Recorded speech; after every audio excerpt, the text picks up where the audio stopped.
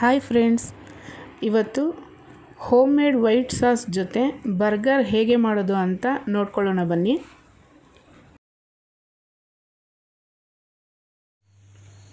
ತುಪ್ಪನ 2 ಟೀ ಸ್ಪೂನಷ್ಟು ಸೇರಿಸ್ತಾ ಇದ್ದೀನಿ. ಇದು ಪೂರ್ತಿಯಾಗಿ ಮೆಲ್ಟ್ ಆಗಲಿ. ಇದು ಮೆಲ್ಟ್ ಆದ ತಕ್ಷಣ ಇದ್ರ ಜೊತೆ ಮೈದಾ ಹಿಟ್ಟನ್ನು ಈ ರೀತಿ ಸ್ಪೂನ್ ತುಂಬ ತೊಗೊಂಡಿದ್ದೀನಿ. 2 ಟೀ ಸ್ಪೂನಷ್ಟು ಮೈದಾ ಹಿಟ್ಟನ್ನು ಸೇರಿಸ್ತಾ ಇದ್ದೀನಿ.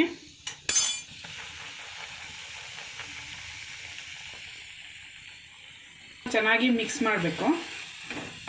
ಇದು ಹೋಮ್ ಮೇಡ್ ತುಪ್ಪ ಆಗಿರೋದ್ರಿಂದ ಘಮ ಅನ್ನೋದು ತುಂಬ ಚೆನ್ನಾಗಿ ಬರುತ್ತೆ. ಇದು ಪೂರ್ತಿಯಾಗಿ ಮಿಕ್ಸ್ ಆಗಿಬಿಟ್ಟು ಮೆಲ್ಟ್ ಆಗುತ್ತೆ, ತುಪ್ಪ ಎಲ್ಲ ಬಿಟ್ಕೊಳ್ಳುತ್ತೆ. ಅಲ್ಲಿವರೆಗೂ ಇದನ್ನು ಚೆನ್ನಾಗಿ ಮಿಕ್ಸ್ ಮಾಡೋಣ.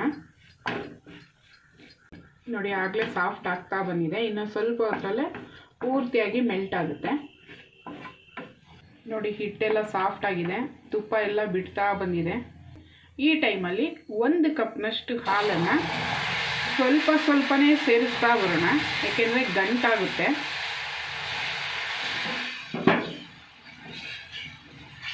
ಗ್ಯಾಸ್ನ ಪೂರ್ತಿಯಾಗಿ ಮೀಡಿಯಂ ಫ್ಲೇಮಲ್ಲೇ ಇಟ್ಟಿರಬೇಕು.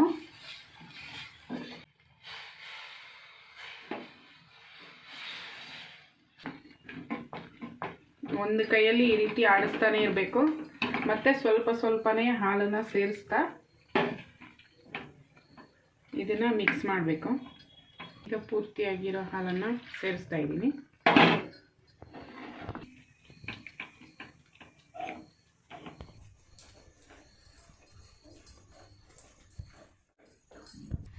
ಇದು ಗಟ್ಟಿಯಾಗಿರೋದ್ರಿಂದ ಮತ್ತೆ ಅರ್ಧ ಕಪ್ನಷ್ಟು ಹಾಲನ್ನು ಸೇರಿಸ್ತಾ ಇದ್ದೀನಿ. ಟೋಟಲ್ ಆಗಿ 1.5 ಕಪ್ನಷ್ಟು ಹಾಲನ್ನು ತಗೊಂಡಿದ್ದೀನಿ.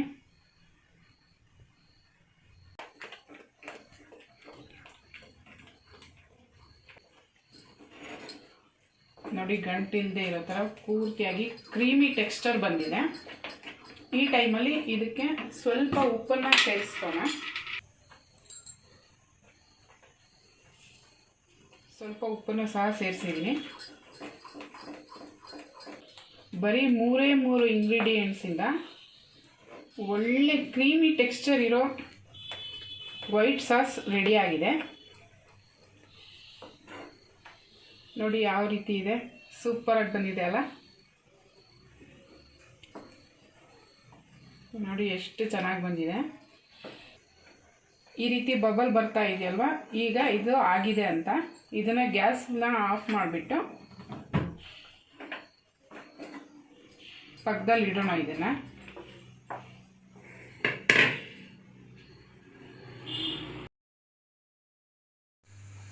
ತವಾ ಹೀಟಾಗಿದೆ. ಈ ಟೈಮಲ್ಲಿ ಈ ರೀತಿ ಬ್ರೆಡ್ನ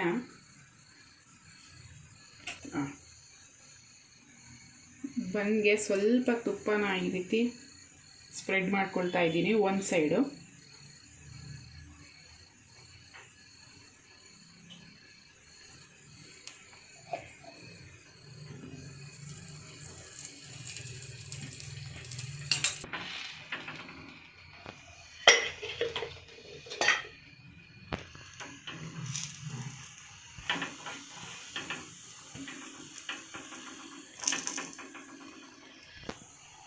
ಇಷ್ಟಾದರೆ ಸಾಕು.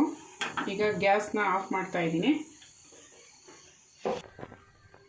ಈಗ ನಾವು ಆಗಲೇ ಮಾಡಿಟ್ಟಿದ್ವಲ್ಲ ವೈಟ್ ಸಾಸು, ಅದನ್ನು ಈ ರೀತಿ ಸ್ಪ್ರೆಡ್ ಮಾಡ್ತಾ ಇದ್ದೀನಿ.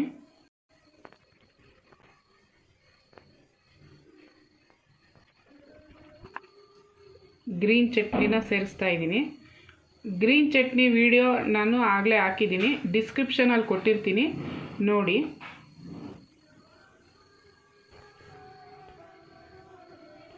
ಇಲ್ಲಿ ನಾನು ಈರುಳ್ಳಿ ಹಾಗೆ ಟೊಮೊಟೊ ಕ್ಯಾಪ್ಸಿಕಮ್ನ ತೆಳುವಾಗಿ ಕಟ್ ಮಾಡಿ ಸ್ಲೈಸ್ನ ಇಡ್ತಾ ಇದ್ದೀನಿ.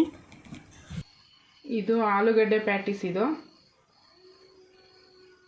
ಇದಕ್ಕೆ ಆಲೂಗಡ್ಡೆನ ಬೇಯಿಸ್ಕೊಂಡು ಸ್ವಲ್ಪ ಹಸಿಮೆಣಸಿನ್ಕಾಯಿ, ಕೊತ್ತಂಬರಿ ಸೊಪ್ಪನ್ನು ರುಬ್ಬಿ ಇದನ್ನು ಒಗ್ಗರಣೆ ಮಾಡಿರೋದು.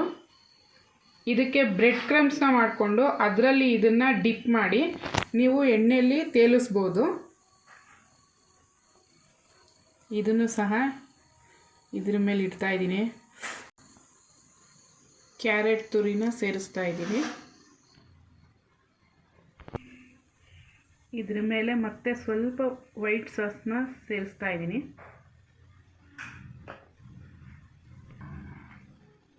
ಡೆಕೋರೇಟ್ಗೋಸ್ಕರ ಈ ರೀತಿ ಮಾಡಿದ್ದೀನಿ.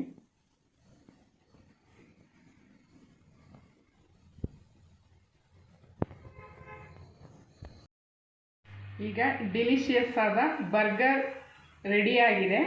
ನಿಮಗೆ ಈ ರೆಸಿಪಿ ಇಷ್ಟ ಆಗಿದ್ದಲ್ಲಿ ಈ ಕೂಡಲೇ BLS ಫುಡ್ ಲಾಗ್ನ ಸಬ್ಸ್ಕ್ರೈಬ್ ಮಾಡ್ಕೊಳ್ಳಿ, ಲೈಕ್ ಮಾಡಿ, ಶೇರ್ ಮಾಡಿ, ಹಾಗೆ ಕಮೆಂಟ್ ಮಾಡಿ. Thank you.